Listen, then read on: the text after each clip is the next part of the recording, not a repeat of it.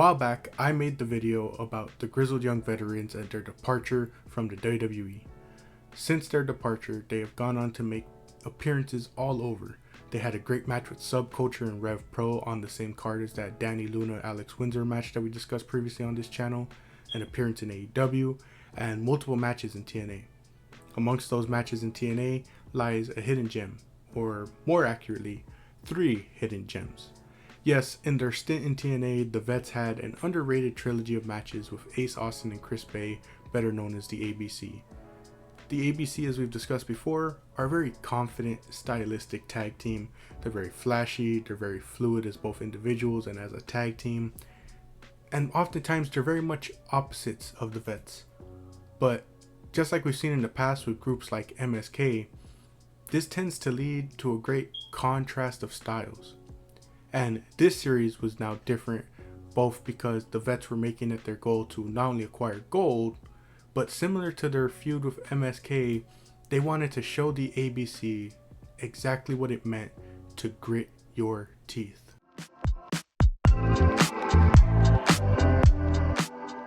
So this trilogy began when the Vets challenged ABC to a match for the TNA tag titles.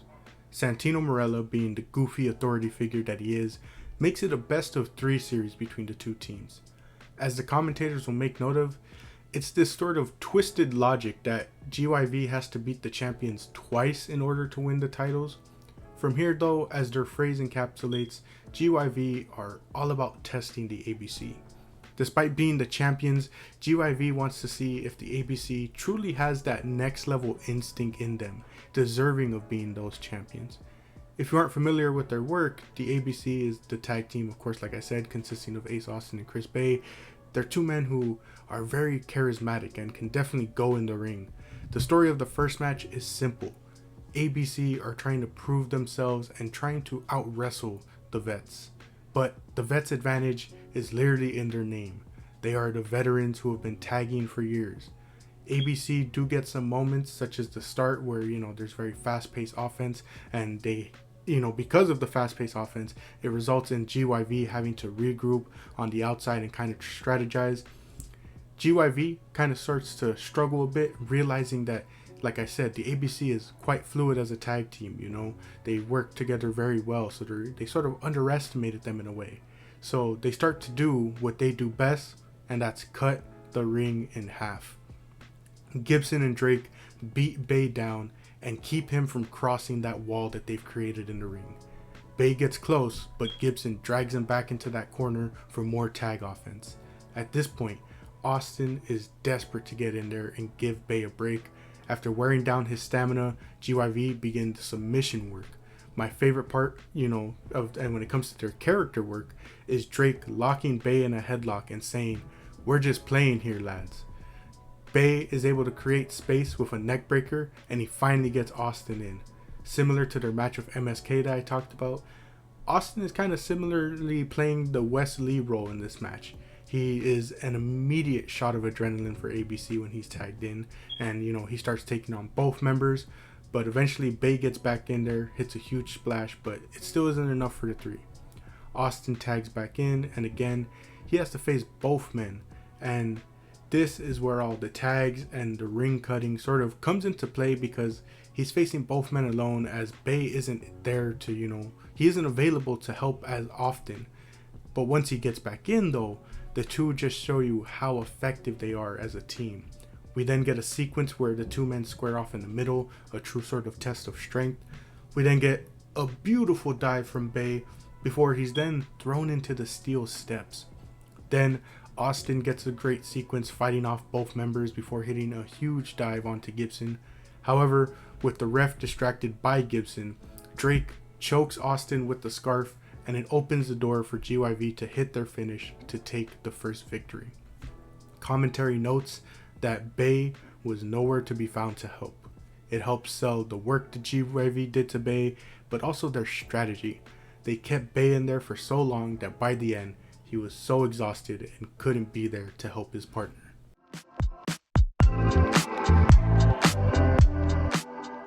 We move on to match 2, and already there is a noticeable difference. After match 1, many might look at ABC and say they're at a disadvantage. Gibson even made note of this, asking, how are the champs the underdogs? In match 1, while the scarf played a role in the outcome, really, showing that ABC got outsmarted by GYV's game plan. But match 2, there's a sort of different role added. With this one, the disadvantage, and that seemingly grows for the ABC, is that now Ace Austin is hurt. As Austin takes off his jacket, you see that he's sporting a lot of tape and protection on his left arm. This, of course, came at the hands of the GYV, who crushed Austin's arm with an equipment crate. GYV immediately want to use that to their advantage. Bay wants to start the match, but Gibson keeps clamoring for Austin to start, trying to bait him into it. Once again, we see that intelligence of the GYV. They know exactly what they're doing. It's not just a physical advantage that they're trying to create against this team.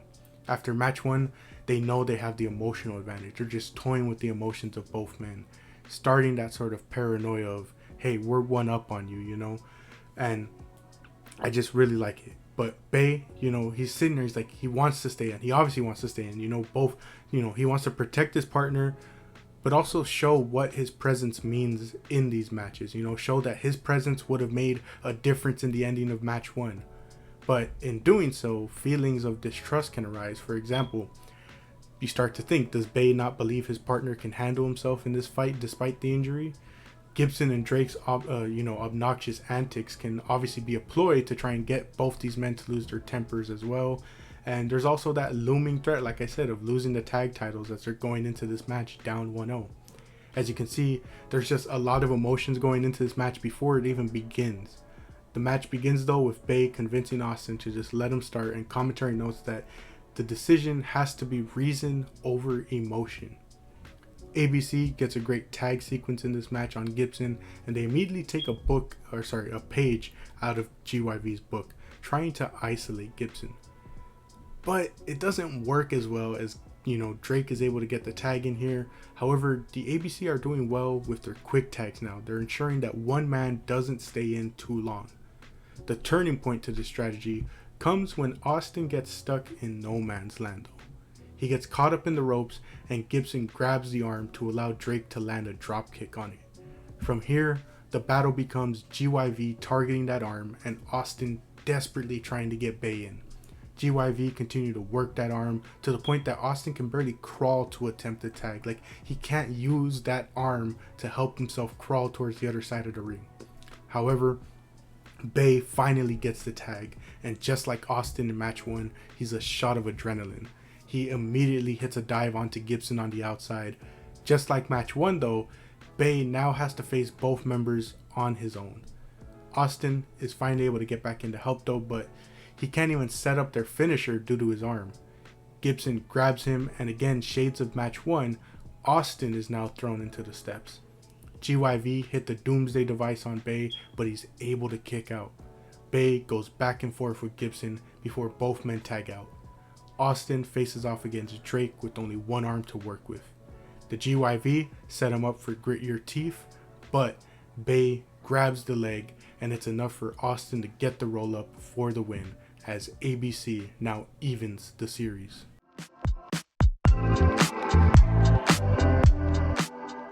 Finally, we arrive at our final match of the trilogy, taking place at TNA's No Surrender event. This series is even at one apiece. GYV let it be known in a pre-match interview that they are here for only one reason: those TNA tag titles.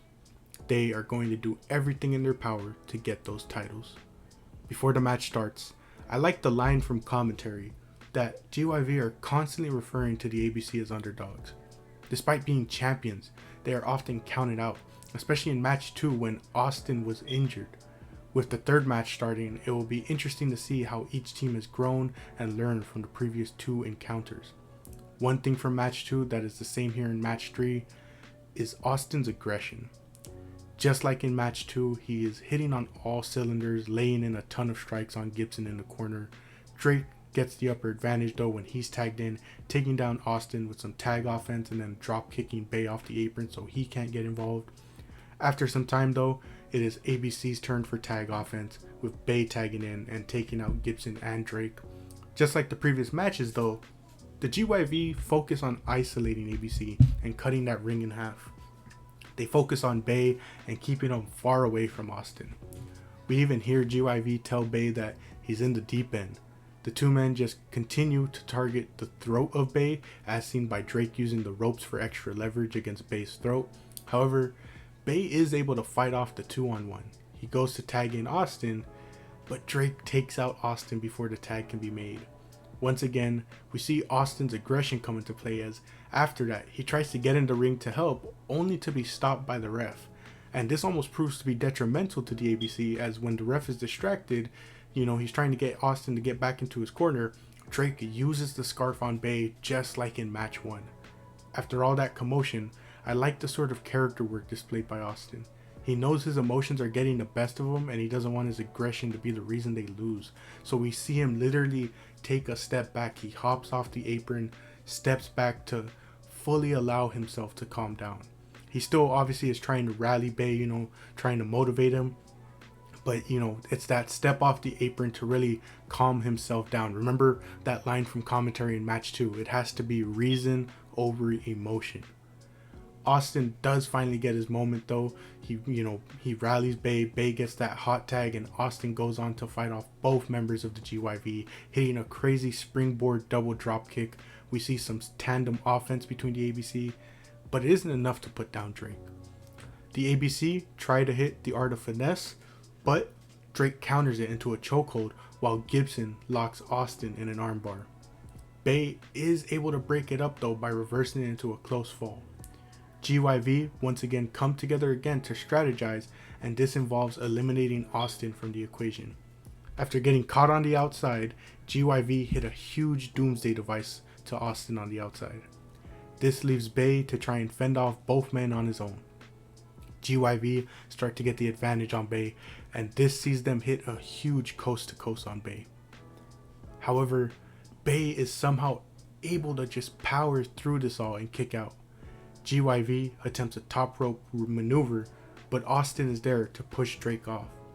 The ref becomes distracted with Drake, and this leads to the ABC showing the GYV that they too have grit. Austin uses the scarf just like the GYV used in match 1. The ABC go on to hit the Art of Finesse on both men to retain their titles.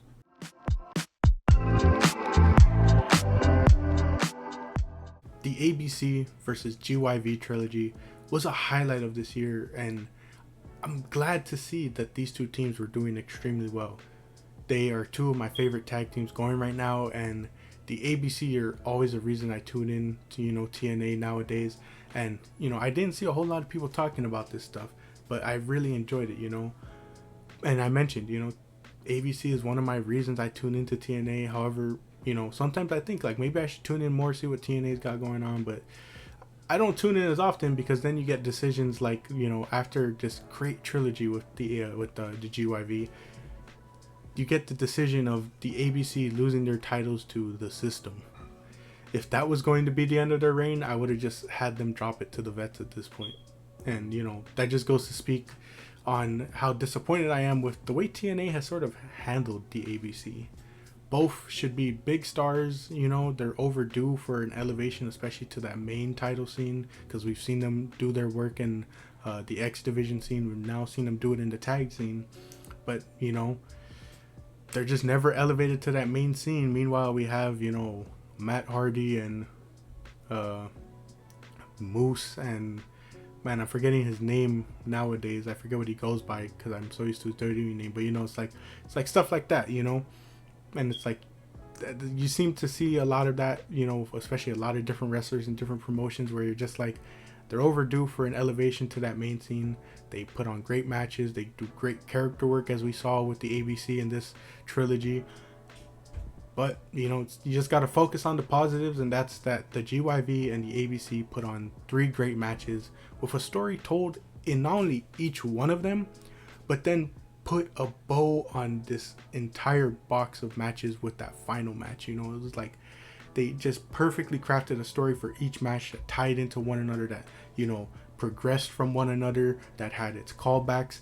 And the thing I love the most is that it occurred in such a small amount of time, or sorry, a short amount of time, that like it allowed for not only that quick progression, but it was like I mentioned, it was like, how are they going to learn from each match? It was like they only had such a short amount of time to learn between matches, and really learn from their previous encounters, and yet they were still able to tell a story like that, and it was something I really enjoyed. Just 2 great teams, 3 great matches, all of which you should definitely check out.